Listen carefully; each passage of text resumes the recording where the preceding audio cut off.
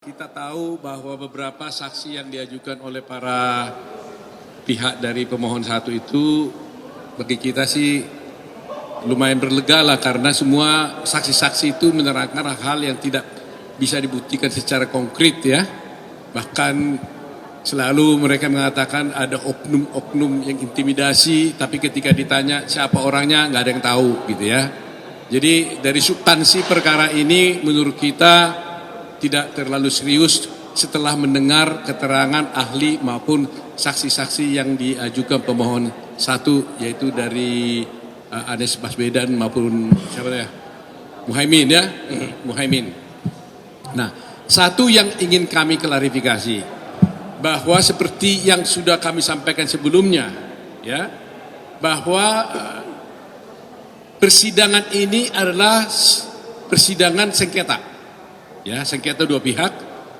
Jadi pihaknya pun ada dua, jadi sifatnya interpartes,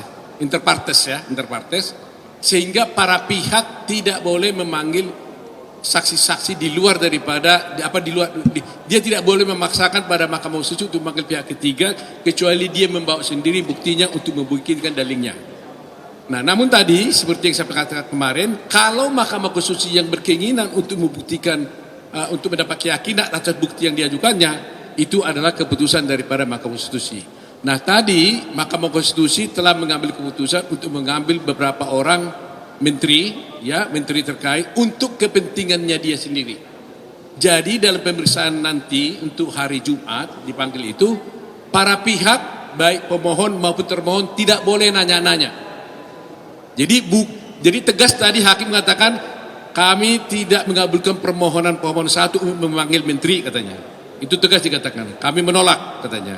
Tetapi katanya kami yang butuh untuk memeriksa para menteri tersebut, yaitu Pak Menteri Pendidikan dan Kebudayaan, Ibu Sri Mulyani Menteri Keuangan, Pak Hartarto, yaitu baru Pak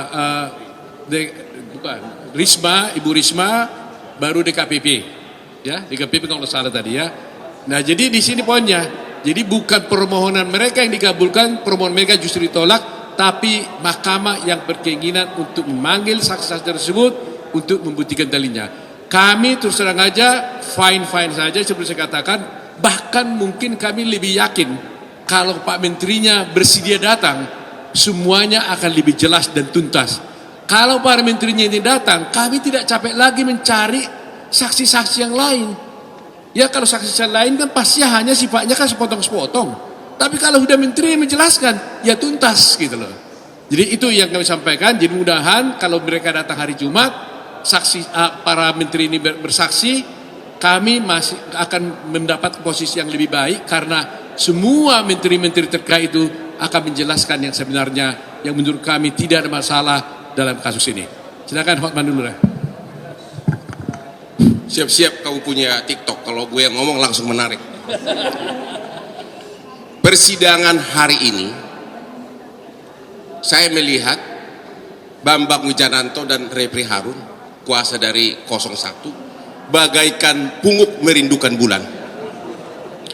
Dia mau membatalkan suara 90 juta lebih dari 02. Dia membawa 9 saksi fakta, tapi 2 dari saksi fakta itu hanya satu mempersoalkan 300. Dia mengatakan ada pencoplotan suara 300 di dalam kamar, tapi dia tidak tahu nomor urut berapa yang dia tusuk.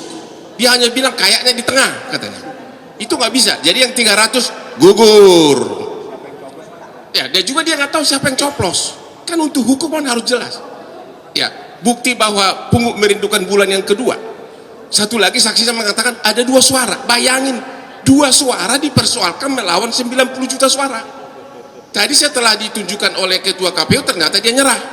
Akhirnya hari ini 0. Semua saksi fakta dari 01 tidak bisa membuktikan 1 suara pun yang cacat. Itu benar-benar hari ini. Aku nggak bohong. Makanya benar-benar rekan kita yang 2 itu kayak pungut merindukan bulan. Yang kedua, mereka juga, saksi mereka itu banyak ahli nujum. Bagaimana dia tahu bahwa orang yang mendapat bansos pasti memilih? Bagaimana dia bisa tahu orang yang dapat bansos pasti memilih 02? Nggak ada yang tahu. Buktinya Sumatera Barat, Aceh juga dapat bansos tapi kalah 02. Di luar negeri orang berpendidikan tidak ada bansos, mayoritas di luar negeri menang 02. Tapi yang paling utama, persidangan hanya bisa membuktikan bahwa bansos membeli suara kalau ada bukti.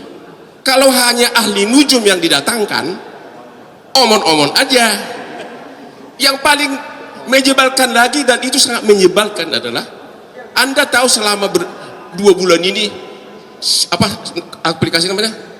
Aplikasi Sirekap tidak sah katanya. Tapi tidak, tadi dibawalah saksi ahli. Saya tanya, apakah Anda pernah melakukan audit forensik yang sah agar buktinya jadi sah? Tidak pernah katanya. Hanya pola pikir dia. Jadi bagaimana aplikasi yang begitu besar mau dibatalkan hanya dengan omon-omon seorang yang tidak secara resmi melakukan audit forensik? Ada satu lagi saksinya dari Amerika, itu juga bukan ahli forensik. Artinya hari ini benar-benar kemenangan di pihak 02, 12-0. Jadi yang terbukti hari ini Ungu Merindukan Bulan dan ahli nujum, ya, mengharapkan dunia runtuh. Dia nggak tahu Asri Hotman Paris masih banyak yang ingin di dunia yang hidup. Oke, cukup ya, kita ya, cukup ya. Terima kasih ya, terima kasih. Download Tribun X sekarang, menghadirkan lokal menjadi Indonesia.